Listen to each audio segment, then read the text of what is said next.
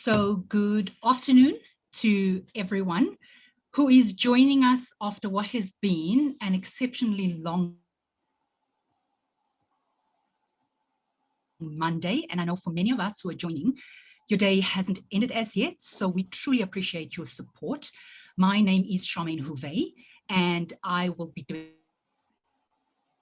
the opening for today's masterclass, proudly brought to you by Broadband Infraco, Cisco, as well as BMI Technology, colleagues, Ms. Phumza Diani, who is no stranger to the ICT industry. Phumza is the Chief Sales and Marketing Officer for Broadband Infraco and has been a phenomenal colleague for the past couple of months as her and I put our heads together to try our best to actually bring conversation that people have nudged us and said to us, how about we engage a bit further in this? So thank you very much, Phumza, for the opportunity. We also acknowledge the first time we reached out to Ryan Smith, the MD, and the team was to support us around the tech trends of the future and of that opportunity. And then when we started seeing quite a lot of conversation and media coverage around the whole thing, I found out from Phumza that she had read the report cover to cover and page to page. I thought that this would be the perfect opportunity for not to understand and get to the crux of what was in this report, just what was the context of the report, research in a very topical matter. And I think most importantly, what I wanted to understand was, how can my organization, Cisco, as well as other organizations in the sector, and I think most importantly, a lot of the SMMEs that we incubate, how could they benefit from this report? How could the various industry associations benefit from the report? And how could entrepreneurs, and most importantly, I think our last discussion touched significantly on the youth and women. What can they glean from this report? So we're joined by the industry experts today, Chris Geertz, who will take us through the majority of their research work, by the MD of BMI Technology, Ryan Smith. Now, I think quite importantly, something that Phumza and I debated over some time was that we may have an opportunity to share significant inputs and information and content with you today. But of course, if we don't cover everything, please feel free to drop your comments, your suggestions, your questions in the chat group. Focus was on unpacking this report and sharing that information with many who may be interested in the contents. And I think secondly, Phumza and I also discussed that what we may do, we may then run a series of discussions if we find this to be beneficial to the attendees today. But I think also feel free to reach particular information that is of importance to you, to your organization, or to your association that you may want to delve in a bit deeper in. And Chris have shared the majority of information with us. I will then hand over to Phumza after the Q&A, just to ensure that Phumza steps. So without much further ado, so we can get into the crux of why we actually are here today, I'm going to hand over to you, Ryan. I've worked with you guys for a number of years, and I know the phenomenal work you're doing on the sector. But maybe for those who are joining us for the first time, share a bit with us around who BMI Technology is, why you're actually delivering this report, what's the contents of the report, what does it address, etc., etc. So over to you, Ryan, and thank you very much again for joining us, everybody. Great, thank you very much, Charmaine, for that great intro, and we're very happy to be presenting at today's masterclass in association with Broadband Infraco and Cisco, two of our favorite clients. And I just want to give you an overview of the curriculum today. So it is a masterclass, and we're hoping that everyone's going to learn as much as possible. on a number of different topics around the WOAN. So, as Charmaine said, we'll quickly do an introduction to BMIT. Some of you might not have worked with us in the past, so we'll cover that up front. And then I'll hand over to Christopher Geertz, who is a director and one of our senior telecoms consultants at BMIT, and someone who's worked on many projects around the world, including this report, to go through some of the content. Like Charmaine said at the beginning of the session, if you do have any questions during the presentation, please feel free to post them in the comments, and at the end we'll go into a discussion session where we can discuss some of those comments as well as anybody else who would like to add to any of that. So if we go to the next slide, Chris, and just to let everyone know who is BMIT in our experience in the sector. So BMIT focuses on what we call commercial research and development. So much of what we do is around trying to what we call understand today and then help customers to create tomorrow. So the key is to focus on getting quality information, understand that information, use techniques such as data science and modeling to arrive at productive opportunities, to develop strategies, business cases, to hopefully get some funding to build a product, take it to market, and access the ICT market. If you go to the next slide, Chris, just to point out, what we call goes all of ICT, including the infrastructure side of things, which we'll be talking about today, and the networks, which sit on top of that infrastructure as well, through the devices, computing platforms, application services, content data, and all the way to the different users that use ICT in their businesses or in their personal capacity, or even in government as well, where we have a very strong focus. If we move to the next slide, just to point out, we have a number of different clients in the sector, including Broadband Infraco, Cisco themselves, and we serve all parts of government, including in the DTPS. For example, last year we conducted the feasibility study for SA Connect, where we worked very closely with the department and others, as well as the private sector, in coming up with solutions around that, which is in a way related to the WOAN today. And we continue to work with a number of these organizations. We do like the mix of private sector and public sector, because we do like to focus on projects that also progress ICT in South Africa, and the WOAN is certainly one of those topics. So Brian, Chris, I'll hand over to you and let you introduce why we publish this WOAN report and what the purposes of this WOAN report is. Thanks very much, Ryan, and welcome to everyone from my side. So I should say that amongst those customers are quite a few of the WOAN applicants who we're not going to put their names up. They are remaining below the radar for now, but hopefully one of them will become well known in the near future. So why did we do the report? We did it because we were getting quite a few requests for information and inquiries from a number of applicants, not only people who wanted to apply to submit in order to win the WOAN licensing, but also other operators who were interested and potential investors who wanted to know what it was all about. So we decided to put together a single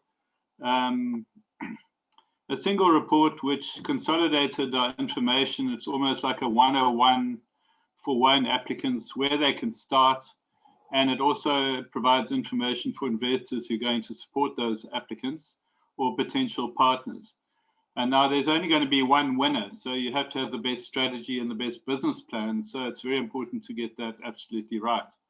But there are going to be many winners if you look at the wider picture and the adjacent opportunities, apart from being the actual licensed WOAN that I'll discuss later. So we shared our distilled wisdom, which we got from many years, because we did some previous modeling exercises for the WOAN. We just, we looked at various policy options, and we actually advised clients who then went on to advise the government about what not to do with the WOAN, for example, and what areas to avoid, what the potential opportunities were. And this complements many other BMIT reports that we do on broadband, on consumer surveys in the industry, sizing the industry, government, and the private sector. And then we thought by doing this, we could provide cost-effective access to quite a lot of information in one go.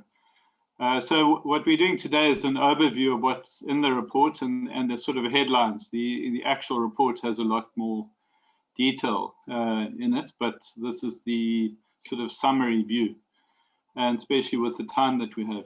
And this provides the basis, and quite a few of our clients that have bought the reports have come back and said we want far more detailed work on the actual analysis on how we're going to do our business plans.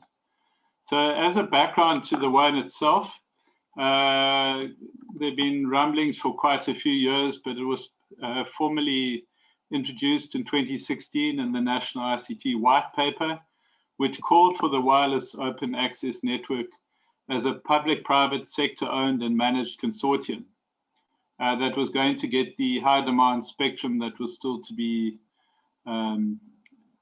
assigned to the market at that stage for LTE. Then in 2017, the DTPS, the Department of Telecommunications, appointed the CSR to indicate on a scientific basis what the actual spectrum requirements were. And that resulting report was published a year later. I'll mention later what their findings were in terms of the actual spectrum with relation to what was actually intended now for the WOAN. The WOAN's always been controversial, and the main controversial part was its actual prospects for success. And one of the reasons was that there are no successful global examples that we can build on. So we can't say, well, here's an example of what a WOAN looks like. If we do the same, we're likely to have success. So it doesn't mean it will work. It doesn't mean it won't. It just means that it did generate a lot of discussion. And a couple of changes have happened from the early days. So one of the big ones is there's been a shift from the idea of a state-led WOAN and public-private partnership to a privately owned entity now. So not everyone realizes, even now you hear people talking, that it's actually going to be a fully privately owned entity, although it can have state enterprise shareholders within the consortium. And then what emerged in the discussion was the preconditions for a strong WOAN. In other words, a WOAN which had the right empowerment and could stand a good chance of success. One of the things that the existing operators have been concerned with is how much of the offtake they were required to take, and that has since resulted in agreements on that.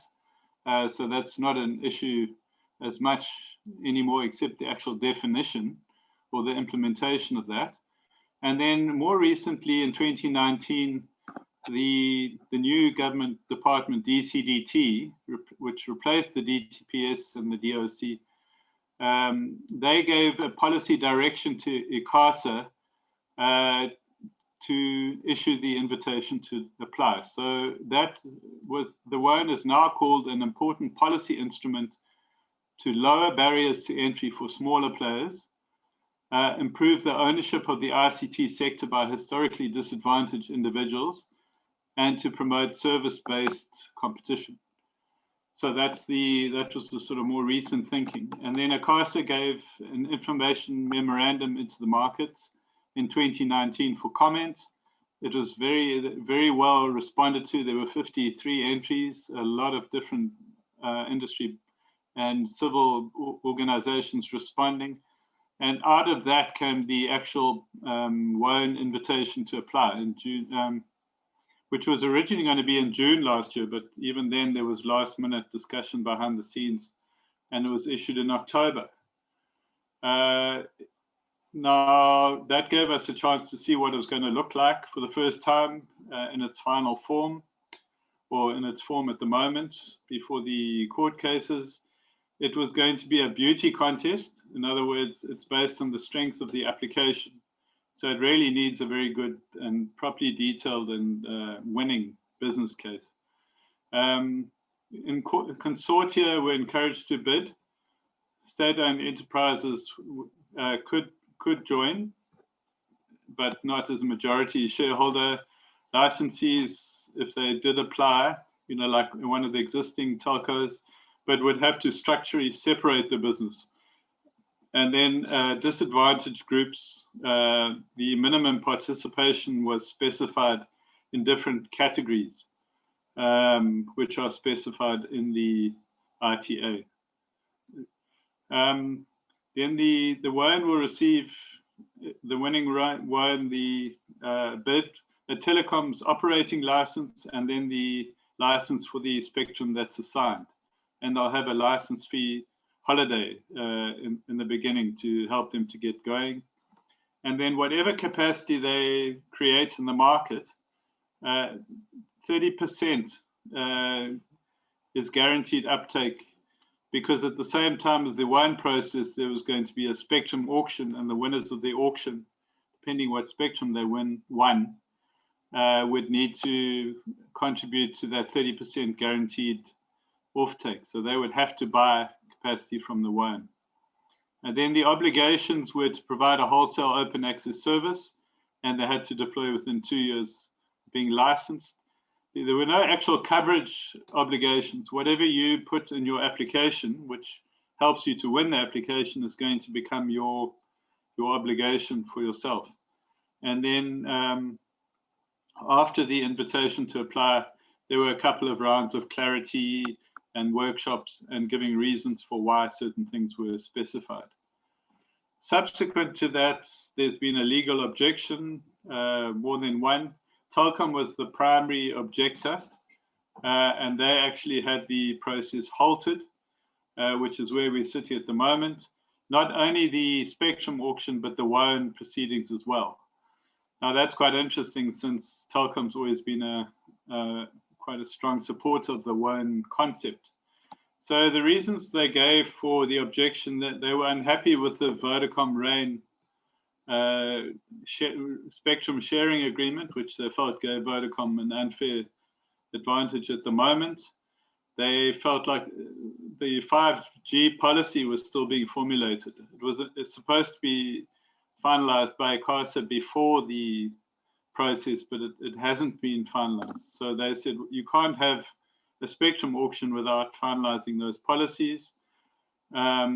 It doesn't break, according to Telkom, the Vodacom MTN duopoly, and whatever you set now is going to be the situation for the next 20 years. So it's a very important decision.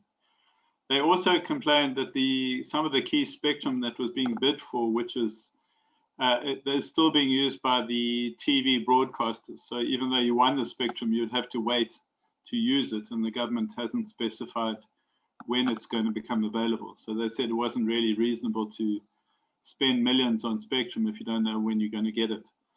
Others also submitted affidavits. The appeal at the moment from ICASA, so we'll hear in July how that goes when the court case dates are set. MTN has also objected, but that's more around the detail of the application wording, especially as it applies to themselves, the two larger operators. And there have been many attempts behind the scenes now to reach settlement, so it doesn't have to go to court or be delayed, because everybody agrees there needs to be spectrum as soon as possible. And there is this competition commission process deciding whether the spectrum agreements between Vodacom and Rain and Vodacom and Liquid Intelligent Technologies are actually legitimate. So I don't see an outcome until that particular tribunal has come with a finding either. And so this could proceed into August this year, or it could even shift into next year, the actual process. Now, moving to what actually would make a WOAN work, because that was the part that had the most discussion, and we've done a lot of modeling on this. There were examples given of other countries and how they had failed. And indeed, there have been many countries where it hasn't worked out. But in many cases, they're different, so it's difficult to draw exact comparisons. So Kenya, actually the government forced the operators to become a consortium. And then one of the major partners, in fact, the largest, was frustrated and said they're going to just pull out of the consortium, go it alone and take the consequences. In Rwanda, there is a WOAN operating. It was government appointed, it wasn't private. And there have been concerns that it hasn't managed to achieve the goal of bringing retail pricing down, which is quite an important objective. In Mexico, this is an ongoing story, and the WOAN there is battling to get enough uptake, and they've recently asked government to give them assistance for the next 5 years. So it's not really looking good in Mexico.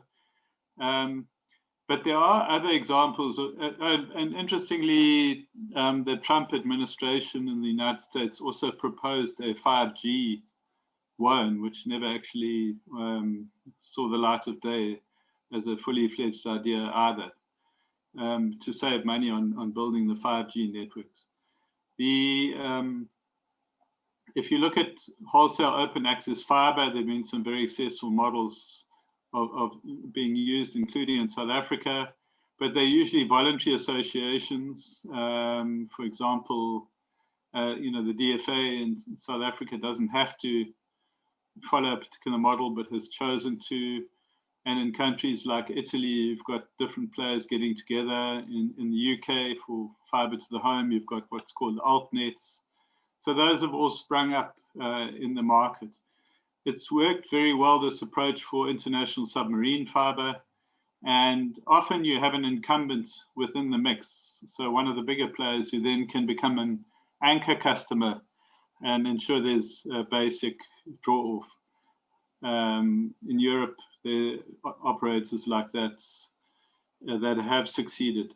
In many cases, they operate in order to serve rural, underserved areas, especially more recently. By becoming an open access, by using this approach, they save money and often get access to government grants. So on the mobile side, there are examples of operators sharing infrastructure, even forming a company between them, for example, in Finland, so that they can extend rural LTE coverage at lower cost. And the regulators actually given blessings to those for limited periods often, rather than on an indefinite basis. And there is likely to be more 5G sharing on rollout, either by operators agreeing to work together or creating a shared entity, or a third party offering infrastructure as a service and coming in and becoming a commercial, but usually on their own initiative and not by government decree. And as I said, there are various sharing examples in South Africa of all infrastructure types. So some of the objections, like it being a government entity, have sort of fallen away. There was a concern all along that government works too slowly and can't deliver in time. And that's yet to be seen, but it does seem that they have taken quite a long time to get this off the ground. They needed guaranteed offtake, the WOAN, to succeed, and that is built into it. So what are the other conditions for a strong or successful WOAN? Well, a lot has to do with the timing. And the longer this process gets delayed, the less chance that the WOAN will have of really being successful, because the incumbents are getting a stronger and stronger grip on the market. And then there's the requirement that the 700 megahertz spectrum definitely becomes available, which is the spectrum currently used for broadcasting. And after the digital migration, it will become available to the operators who win the auction license, as well as to the WOAN. There needs to be an enforcement of facility sharing. It's no point the WOAN being given a license, and then when they try and set up shop on certain high sites, for example, in the cities, they can't get access because the existing operators try and block them out. But even further, the facility sharing has to extend right through to the actual active network, what's called mock-in sharing. The operators have to agree to let them share the active part, just as we have arrangements at the moment with Cell C sharing off MTN and Telkom sharing off Vodacom, Rain giving its network for Vodacom to share. So the sharing is already in place in the active network. It has to be available to the WOAN. And then that 30% capacity obligation needs to be enforced. Operators are very good at finding ways to delay or work around obligations. I mean, that's a specific skill that they've developed over the years with the regulator, and the regulator has to in turn be very strong and able to ensure that what is intended is actually enforced in the market. Then the WOAN will have to get additional spectrum in future, which means when there are other opportunities for more spectrum, for example, the 5G high frequency spectrum that's needed, they'll need to be well positioned to take that on. Once they've got everything going, the WOAN will have to deploy as fast as possible to get a basic footprint. They'll have to be able to keep the costs low. They'll have to start deploying their own physical infrastructure quickly so they can get that offtake remuneration. And they'll have to have the right technologies, which I will discuss later in this, what that would mean. They really do have to provide truly affordable wholesale data services to succeed, and have to find acceptable price levels which are profitable for them, but also make a really big difference in the market. And there's no guarantee that they're going to get government procurement business, but if they could get access, that would make a big difference to the sustainability of the WOAN. What we just believe in terms of strategy is the WOAN really needs to have some very, very key partnerships in terms of distributors, resellers, suppliers, etc., in order to succeed. Looking at the spectrum that they've been given spectrum in 3 bands. And just to go very quickly, 700 is the low frequency that's currently being used for the TV.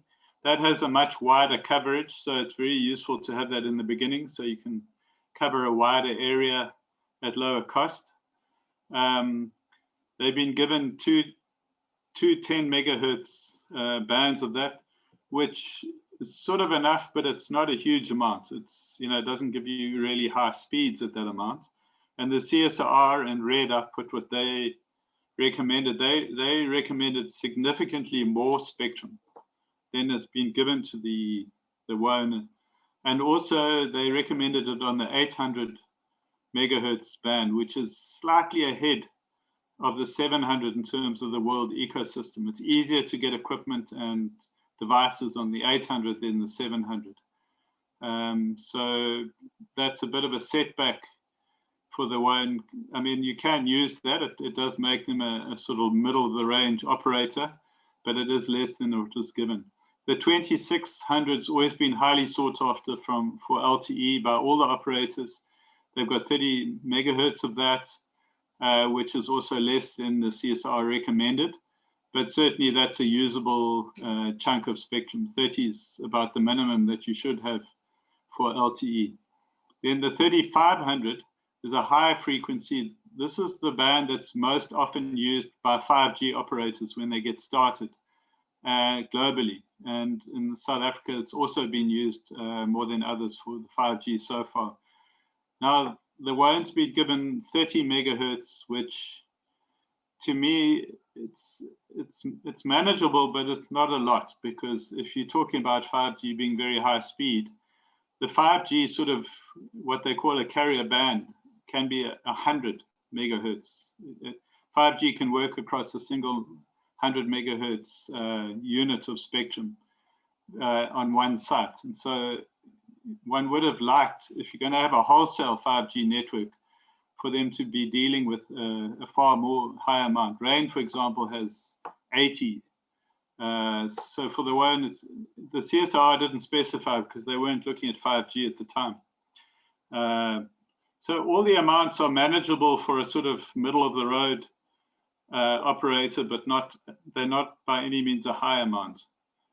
Then looking at the value chain, in other words, where the WOAN plays, it's very much on the left here on this wholesale side. So they provide the radio access networks, and they provide backhaul as an option into the 4G or the 5G core. And then you can come along to the WOAN and say, well, I want to become a virtual network operator, an MVNO. And so I want to build on top of your physical infrastructure and network. So that's very much the space where they're playing. And if you look in the middle band here, these are the services that are typical of an MVNO. The bottom one's not the MVNO. This is an existing operator. So MTN or Vodacom, Telkom Mobile will go and enter into what's called a mock-in sharing agreement, where they'll use the WOAN's radio access network, but they won't be using anything in addition to that. They might be using the backhaul service if it's a remote site. If it's an urban site, or if the operators have got something nearby, then they won't use this backhaul. I mean, if you're in a rural site, you need to get all that traffic back to a major center. So that's the backhaul, which is normally fiber or microwave transmission. Then you have a whole lot of MVNO services like giving out SIM cards, activating customers, porting your numbers. All those sit on this layer on top of the WOAN, and they can be provided by the WOAN itself, or they can be provided by what's called an MVNE, which is a mobile virtual network enabler. So many of the MVNOs in South Africa, like Mr. Price, use an enabling service. They're not mobile operators themselves, but they've got a big retail base that they want to deploy. So they provide most of the sort of the high-level interaction with their customers, but they let this MVNE sit between them and the WOAN. And then you have a group of customers who might just want to resell. So they'll say, give me the package exactly as it is, and I just want to resell it. They even sometimes have their own SIM card, which might be exactly the same as the other SIM cards, but a different color. So AfriHost would be an example in South Africa, or RSA Web, that provide a service like this. So RSA Web provides an RSA Web service on an MTN SIM, and AfriHost provides the same thing, but they have a branded SIM. So those would all be sitting at the reselling level.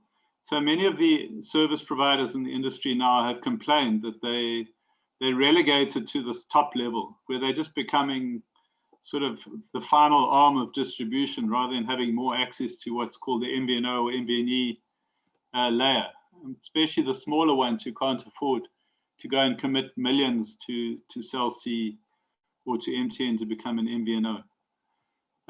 So on the right-hand side, I'll show you the customers. So you'll see you have these mobile network operators that would choose the mock-in sharing option, and they have to take the 30% offtake depending on what spectrum they've been given on the auction. Then you have the MVNEs that would be your customers. South Africa has this one called MVNX, and then there's one other new one that's just coming in. I can't remember the name right now that ShopRite's using. And then you have MVNOs like FNB, Connect, Smart, Mr. Price, etc., that are on the market. And then you have all these companies that are just agents reselling, and then you have your end customers. So on a sort of, let's say on a technical service, you're basically offering three underlying services. The one, which is the green one here, is the MNO core service to your operators, MTN, Vodacom, etc., where your core connects to their core for LTE and 5G, and you can offer services.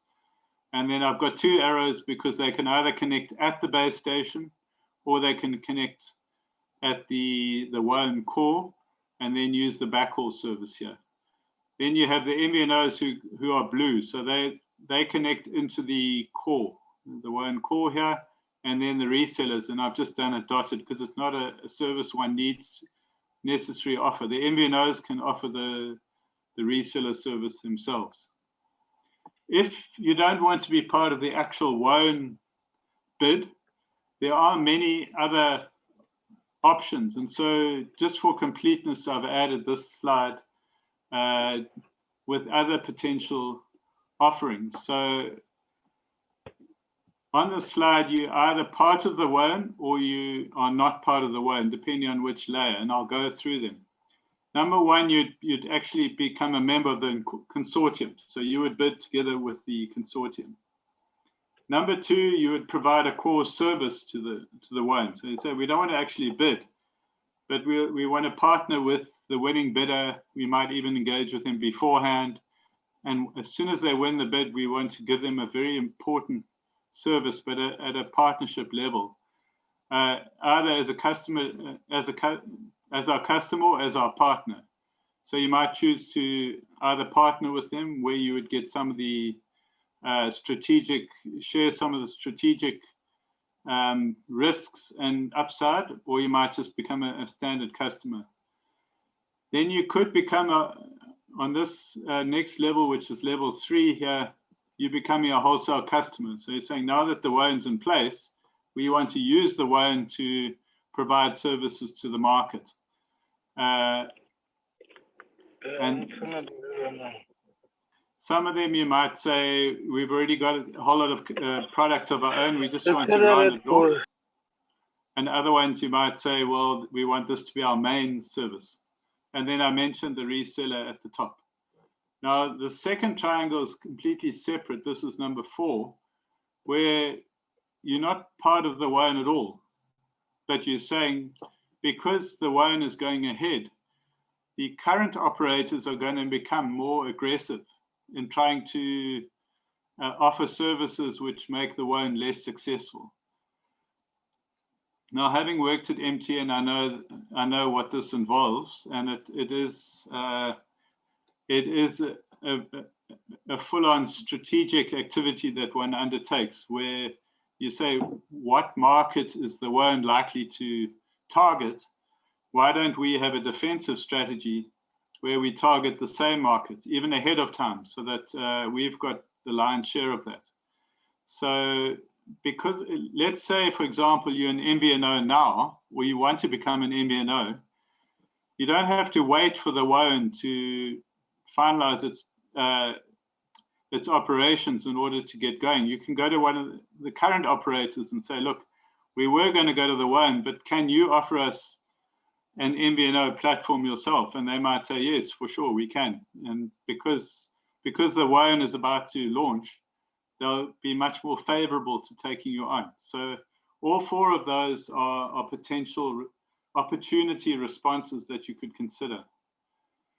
What we did in the model that does represent a lot of intellectual property, so we've shared it with the people who have bought the model, but I'll go through the thinking, and we are happy to engage with anyone on an individual basis that wants to sort of is getting involved and wants to look further.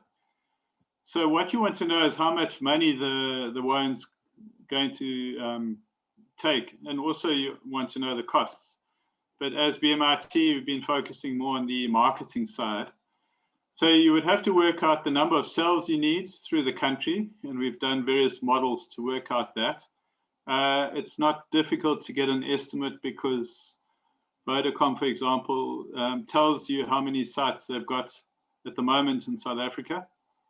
Then you can work out the throughput per cell. Now, that would vary over time because the technologies are always improving, and also depends on the demand in the area. So it would differ from a high intensity built up area to a rural site, but you could get a view on how many megabits per second would go through each cell, and that gives you your capacity. Once you know your capacity, you can then work out on this next line what the mobile operators are going to take. Remember that they're bound to take 30% of your capacity, and you could work out what the pricing would be there. And then you're going to also have MVNO sales where you're selling directly. So you add those two and you multiply that by your per unit costs, which I'm talking here about your sales costs, which over time would be coming down. So you'd have to get an estimate of what the current costs are and what they're likely to be, for example, in 5 and 10 years' time, with the ongoing pressure on mobile pricing. And that would give you a revenue. So that's how you would develop a very general business case model.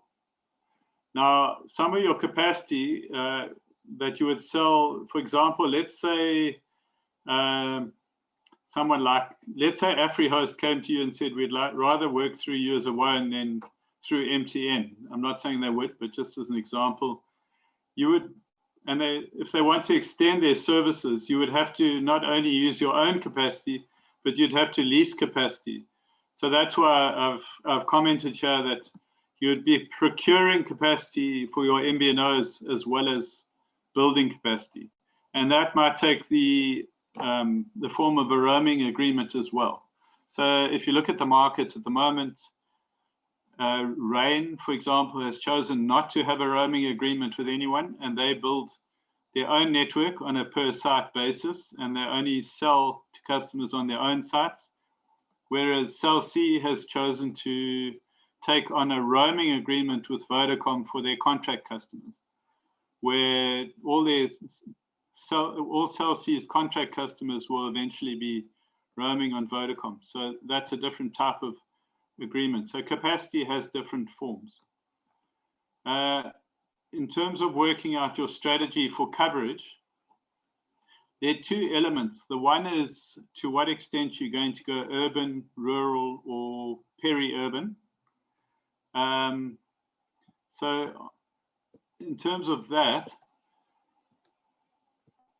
that's a strategic decision. Remember, it doesn't have to take any particular form. So you might say,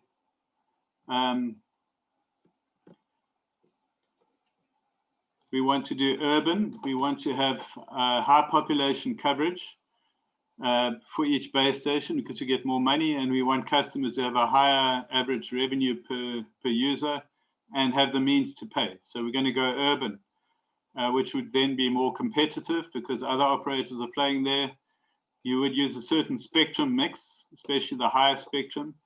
It's easier to get backhaul back to your core network, but you might find some key sites are very difficult to get. For example, if you're building in some affluent suburbs, the operators might be unwilling to share their high sites at the moment. They might have some excuse like the high site's full or something, and the residents won't let you get a permit to build another one. So that's how you would choose your urban approach. Your rural one, you would have more favor with ICASA because that would fit better with the objectives of overcoming the rural underserved area digital divide.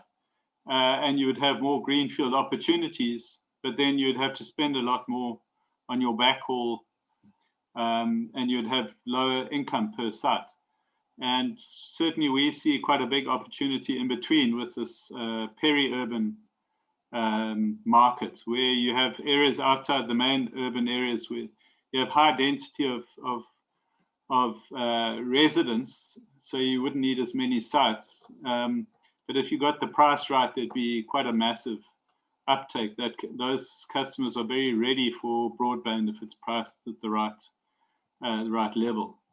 Then you'd also have to work out your phasing, because on the one hand, you want to get out of the blocks quickly and you want to expand your coverage, which means you would need to share. In other words, you would be the guest on the current operators' networks, and they would share their infrastructure with you. And you'd have to have good facility sharing agreements. ICASA would need to support you to make sure there are no delays with that. But then you could soon, with a roaming agreement and some active sharing, you could have a national network, and your MVNOs would be excited about that because they could then offer that to their customers. On the other hand, there could be a long-term approach where you're deploying your own sites, as I said, as Rain has done, because then you are favoring infrastructure competition, which CASA also wants. They want to know there's more infrastructure level competition. And you'd get more revenue from those sites in terms of the offtake, capacity offtake. And then you'd also need to look at your 5G strategy on top of your coverage. So this is just a summary. There's a lot more detail to how you would develop this strategy. Then you would need to have a good understanding of your competitive landscape. So each mobile network operator at the moment is both an opportunity and a threat. So they're a threat because they're trying to they're competing for the same customers, and it's not really in their interests to lose customers to you. But they're also an opportunity, especially if they have been awarded spectrum in the auction, because they have to then have offtake from you. So Vodacom, for example, is most likely to get the most spectrum, maybe in Vodacom and MTN together. But so those would be your biggest opportunity, but also your biggest competition, because, for example, I don't know if you've seen, but Vodacom has a fairly aggressive rural rollout strategy at the moment. I must say, I didn't mention when I was talking about the strong WOAN opportunity, that one of the objectives of the WOAN was going to be rural coverage. ICASA has hedged their bets by making an obligation on the winners of the spectrum to undertake a certain amount of rural coverage. One of the spectrum bands that's very attractive comes with also with a strict obligation to cover the country from what they call outside in. In other words, from the most underserved areas through to the least underserved. So the moment the spectrum auction winners get their spectrum, they're going to also be going for rural areas.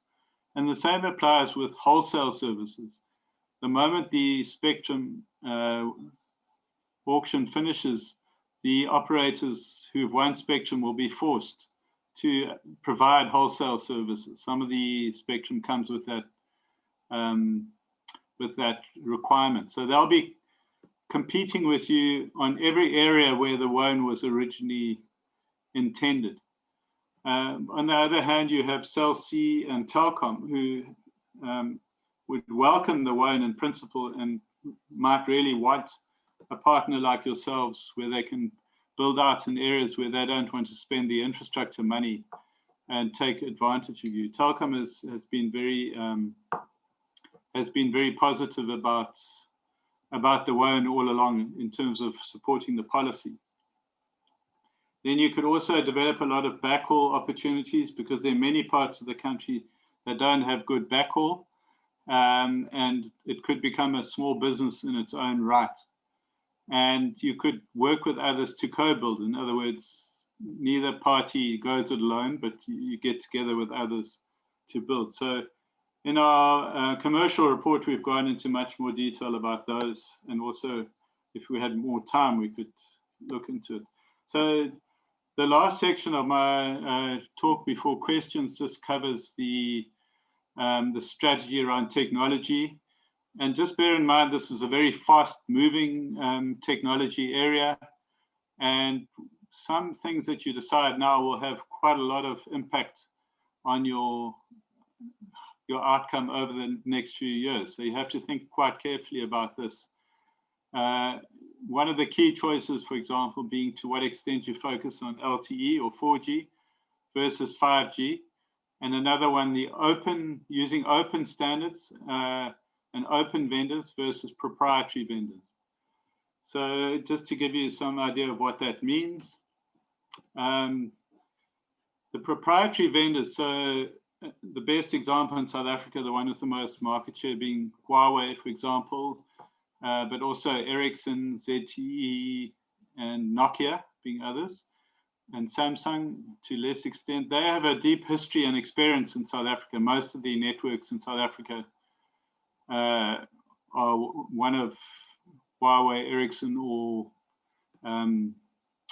ZTE, and to some extent Nokia. are happy to resource trials. So you're more likely to get equipment to try out with them, etc. They help find investment, source of investment. For example, the Chinese government makes funds available at attractive pricing, and expertise. So if you go the proprietary approach, you've got a whole team that are likely to assist you because they want you to win and use their equipment, provided you've got the right upfront agreements with them. And also a lot of the current mobile operator equipment belongs to them. So when you do this active sharing, it's much easier because the equipment is the same between the operators. And then they will give you whatever cutting edge technology they're deploying. So for example, Huawei did a lot of work in South Korea, one of the first 5G, and was immediately made that the antenna, the fanciest, latest antenna available in South Africa. The same with Nokia, who's doing some cutting edge work in Australia with Optus. All the operators, the proprietary vendors, are doing very cutting edge work in some of the big 5G areas, which often includes LTE as well. And they can give you rapid deployment because they can put a lot of your backend into a cloud-based service. You don't even have to deploy much. You just have to start renting it. Whereas open source is more about the future. Open source as well as open standards. It means you're not locked into a particular vendor. You use disaggregated hardware and software so you can get better pricing, and you're not stuck with either a hardware or a software provider. And generally, it gives you lower costs. So you'll see, for example, in the United States, some of the big networks are using companies like Mavenir, who are a vendor that only uses open source, open standards. And if you look on this little map, you'll see the many trials, many of them commercial, from the open standards organization called TIP, the Telecom Infra Project, including Vodacom, and in fact, it's not here, but MTN as well, are all part of those commercial trials. So that is definitely the future. What's common to either one is that there's a very high rate of virtualization going on, cloudification. You don't have to buy all your own equipment as you used to. Open sourcing gives you a lot more freedom. Even the proprietary vendors use a lot of open source platforms and elements now. Network automation, you have to have right from the beginning. In other words, artificial intelligence, machine learning, software-defined networks, all built into the network. And then moving a lot of the functionality to the edge of the network. And because the WOAN is only really going to get going at least 2 years' time, you have to think about what's going to be in place at that stage. In terms of the technology roadmap, if you look at 5G, for example, and many of these are also emulated within LTE, except for the third one, this low latency as much. But the current focus is on providing enhanced mobile broadband, mobile and fixed. Then over time, there's going to be a move to machine type communications, this IoT. This is very much still sitting at 2G, moving into LTE at the moment. There's a long time to go before it becomes a strong 5G play ecosystem. And then much later, your ultra reliable, low latency vehicles talking to each other, remote drones, etc. That's still coming quite a while off. So you would have to think about a roadmap of deployment which has different time frames for each one of them. And you'd have to plan, for example, to get this future spectrum that's going to support your strategy. So that ends the technology part, and also ends my section. I'll hand over to, I think Charmaine's going to facilitate the questions. Just to mention, as a final mention, this WOAN report that I mentioned is one of many that we provide, and we often sell them together. So, for example, the WOAN operates, and it's actually been one of our best-selling reports ever. There are quite a few consortia looking and investment houses. For example, many have bought the broadband market report so they can look at the whole market, the digital consumer survey to understand the consumer side of it, And then the geo broadband one, which gives them the clear picture on what's happening down to each area in the country by census, the smallest census unit, the EA. So those are the type of reports they've been buying. I won't mention some of the others that the consortia have been buying, because that gives away part of their strategy. So thanks for the opportunity. I hope that's been informative, and I'm available till the end of the session.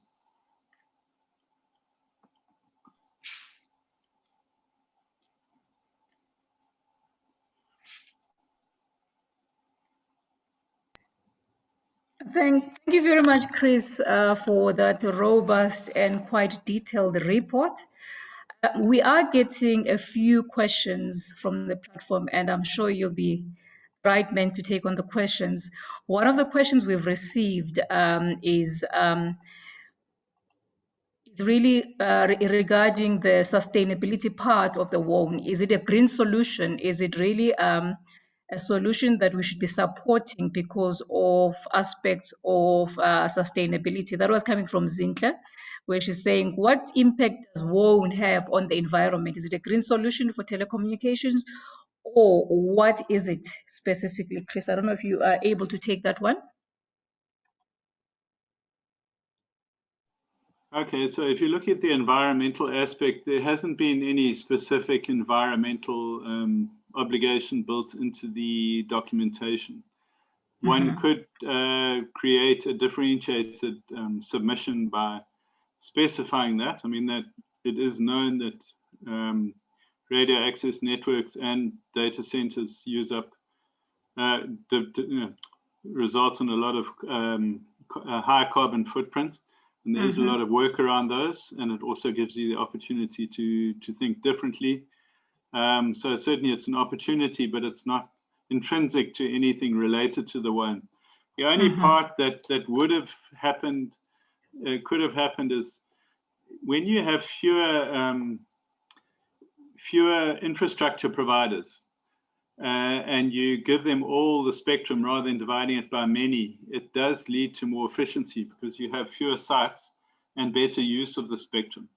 So at the moment, you've got 3, if you include Telkom as an active member. This will introduce a 4th. Telkom has indicated that's not really where they want to, necessarily provide their main play, although they might change the strategy, or they might decide to compete, either go with the WOAN or against. Having 3 is probably the most efficient in the market, 3 or 4. You certainly don't want more than that, because then you are getting a lot of duplication and less effective use of the sites. South Africa is quite behind the rest of the world in terms of specifying, especially the investors, for example, that there has to be green generation, etc. So as much as it was not the intended objective, it seems to have benefits for, a green kind of economy. So I get that. The second one is, of course, we have the women. We have all the women represented, and they're asking, is it too late to put forward a pitch for a woman-ran or a woman-led WOAN? The applications haven't, the application date hasn't passed yet because of the delays. So it's certainly worth going to ICASA and pleading your case. Yeah. So there are 2 options. The one is to try to jump onto an existing consortium, and the other one is to still put in an application. And you've bought time now because it hasn't gone ahead. But if it does go ahead, we don't know how quickly it would happen. But it certainly won't be until the applications until August earliest, and there might be a little bit of extra time given. But the current consortium members are going ahead as fast as possible to see how far they can. A number of them can progress their business cases. So I wouldn't delay if you are interested still. So definitely there is still a time. If you're women and you are really, you have an interest in putting together a submission as a WOAN, you can either do it on your own as women or join the existing consortiums to be part of this? Yes. Sorry, you have one, to have a mixture of, apologies for interrupting, you'd have to have women, youth, and disabled representation. But it could be all women, yeah. Awesome. I don't know, Ahmed, I think that answers your question as well. There was a question from Ahmed that says, out of your entire presentation, he's not seeing empowerment, he's not seeing development of SMMEs, social entrepreneurs in terms of implementation, support, and community grassroots, also skills development. Ahmed, maybe just to respond to you, I suppose the presentation today was just looking at the general aspects of the WOAN, what is happening on the ground, not necessarily focusing on who is submitting and who can submit as part of the WOAN. I think Chris spoke briefly when he started around the intention of the white paper in 2016, part of which he included aspects of saying it was mainly a discussion that was started because there was a dire need for inclusion, for removal of barriers, which inherently then speaks to inclusion of exactly the SMMEs to be part of the telecoms industry. I don't know if you want to expand on that, Chris? Yes, so the customers that we're working with and have bought are very strongly SME focused. You know, more than strongly. I mean, that is the essence of one or two of the consortia. I take your point. We could maybe have included many more ways of how the WOAN could engage, which would be a useful component. You know, and some of the groups have asked us and focused. We don't always give away what their strategies are for winning the the bid, but since it's been mentioned in a public forum, we can certainly look at that. I mean, that's certainly, having done the SA Connect project for the government last year, that was a very important part of our, the documentation that we did develop for that project. So absolutely, yes. Okay. And I agree that you wouldn't win this if you didn't have a very strong case for how you're going to do SME development, use SMEs in your deployments, and include them in the distribution chains, the MVNO development, all levels of the WOAN. Yeah. Charmaine, you're back. I don't know if you had any other more questions from your side. We can take those. Did you touch on the one around the greenfields and how is this different just in terms of sustainability? I think that was a question from Zintle. Yes, we did touch on that. We had a response from Chris that although it was not inherent and original objective, there will be a benefit from a green perspective because you have fewer networks. I mean, you have a consolidation of infrastructure, meaning that you have less people deploying on the ground, meaning that there could be savings in as far as the carbon emissions part and so on. So he did eloquently respond to that. Thank you, Shami. Awesome. And one more from my side that I've got is around for women grouping who are wanting to actually raise funds for this. The question is, do they bring their own money up front? And what are the mechanisms that maybe BMI Technology can recommend to them just around how do they raise funds? And is that a critical component up front for them to have a certain amount of money set aside?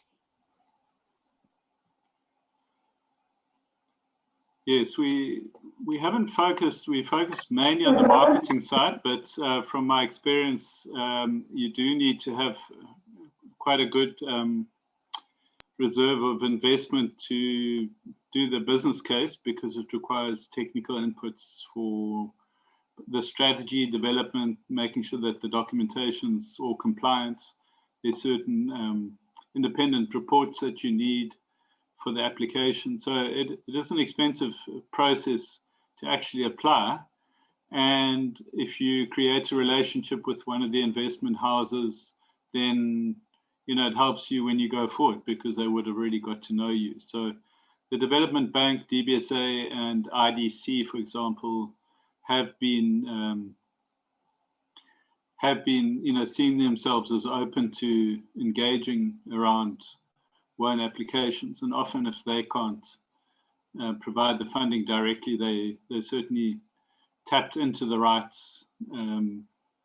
ecosystems for finding funding. And the other large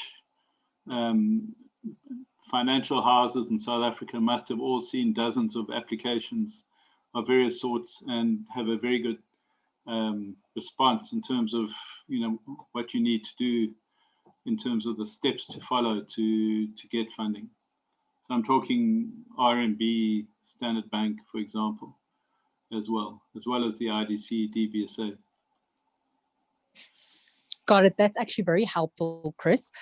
So those are the only questions that have been sent directly to me and not placed on the chat group, because I guess there are a number of associations and entities comprising of female groupings who are in the process, in the background of trying to set up these applications, but who are also not well enough informed around how the process unfolds. So I think there was a fear from many that they may have actually missed out on the process already.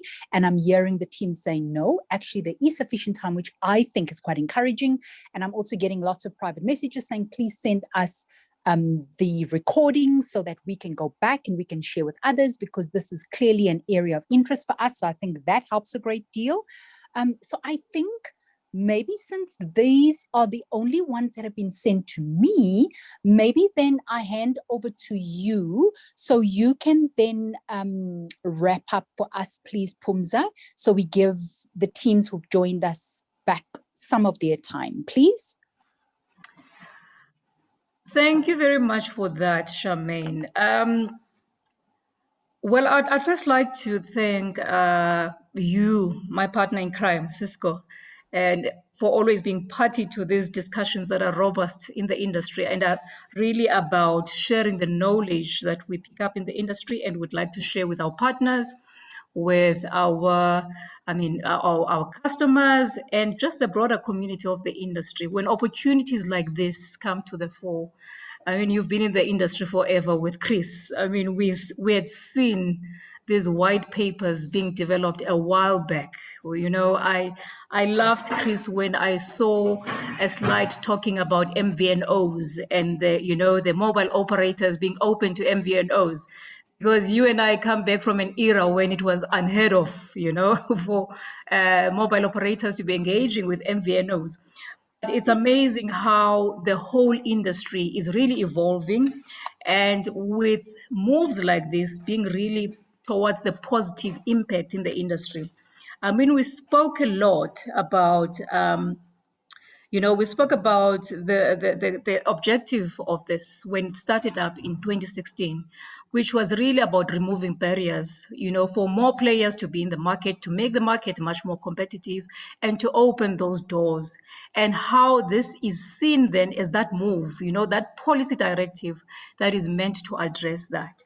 So I think for our listeners, because the WOAN discussion on its own, it's such a complex kind of discussion. When we sat down and planned this with Charmaine, we had a long list of things that we wanted to discuss. But we said, let's start with an hour and a half first and just suss out what the interest of, the people who will be joining us, what do they want us to focus on? We looked at studies in different countries. Chris mentioned the countries on a high level: Mexico, Rwanda, the UK, where they've implemented WOAN in the rural environments for 5G. And we said, where do we start? How do we carve out what is important? And that's where we agreed to say, let's leave it to the basics. Let's talk about what would a strong WOAN look like. And indeed, you've touched on it. We spoke about what is important for this to succeed. And we spoke about the timing. Timing is everything. So all the delays are not necessarily playing in our favor right now, because everyone behind the scene is reconstructing a different strategy and moving ahead, doing and playing different moves in the market. So the sooner we've sent this out into the market and acted on it, it makes it It makes us yield the benefits that we want to achieve. We talked about the importance of the spectrum, the 700 megahertz spectrum for this success. And we said how important it is to retrieve that where it is still with the broadcasting services, and how it would be important to be part of this WOAN initiative. We spoke about how important it will be to enforce the facilities sharing. And you would know, we've been in the industry forever, and how it has been long coming, talking about facilities sharing, but not just about writing the policies, but to actively see that happening on the ground. And the importance, of course, of the capacity of take, the obligations that the mobile operators will have, and how important it will be for ICASA to really be monitoring that and making sure that it happens as it is intended. We spoke about the importance of access to additional spectrum in future, because it is not about what is existing now, but when we need to trial services for 5G, what do we have in consideration for the WOAN for the future? And yes, you touched on also, we said it was important to go into the spectrum, that when we talk about spectrum, just how much spectrum is available and what are we talking about? And indeed, you touched on that in detail, Chris, and I appreciate that. We spoke about the economics of the WOAN, because if you see the panel, most of the invitees on the panels, it's mostly SMMEs, it's the mobile operators, it's our partners, the resellers. But when they ask us in the corridors, it's always about where is the money in this WOAN. So it becomes very important to talk about the economics. And indeed, we've touched on that. We spoke about the opportunities for anyone who's sitting outside and thinking they've missed the boat, that there are actually multiple layers of getting involved in the WOAN. It's not just limited to being a party and just bidding directly, but you can form partnerships. You can also come in as a reseller in the WOAN. You really select where you want to play based on the composition of your consortium, what skills you are coming on board with, but also how you have done your own market study and which areas do you want to play in that. We spoke about the strategy for rollout, which becomes very important. Where do we play? Especially when we know that the mobile operators and any other player in the market for that matter will be looking for counter strategies to compete with you in the market. So where is that niche that you want to play in? Where do you feel that you are an expert within the WOAN structure?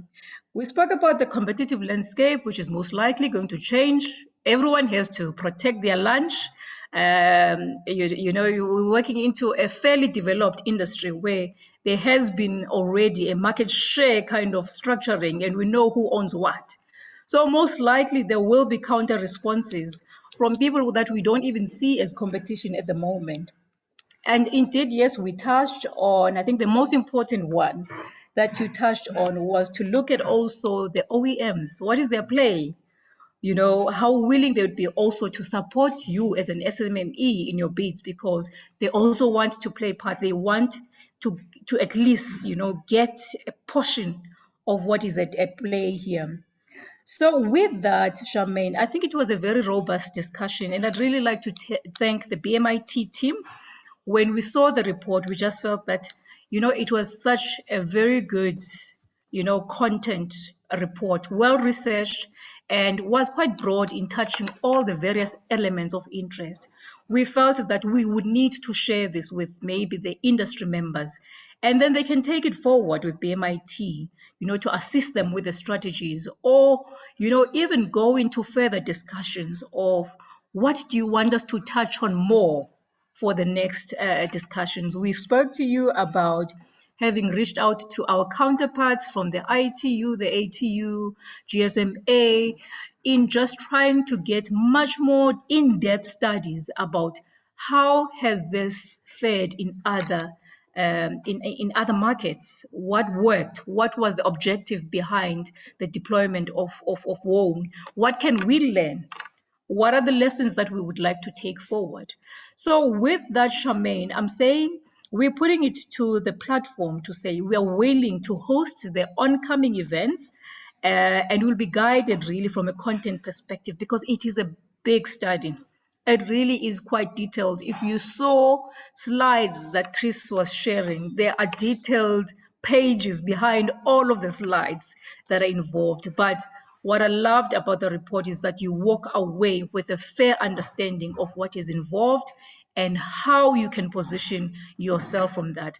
I'm Pumza Gyani from BBI, and of course, our interest in this is we are a backbone provider. And you did see that Chris mentioned the elements of saying it has to be a rapid deployment, it has to be a low cost base. And of course, we always hear owning over 15,000 kilometers of fiber, the backbone running across all of South Africa. So we are here to support anyone who is really putting their submissions forward for the WOAN, and we're open. We're a state-owned organization, and we are willing to engage with anyone who wants to play in the WOAN space. That is all from me, Charmaine, and I'll send back to you. Over to you. Thank you so much, Pumza, for that. And I think, just looking at a comment, I think just to wrap up and close off in terms of what you've said, Zintle Romano actually had a brilliant comment that says diversity and inclusion as well as sustainability could possibly be at the forefront of the WOAN process. This would make the entire process more innovative.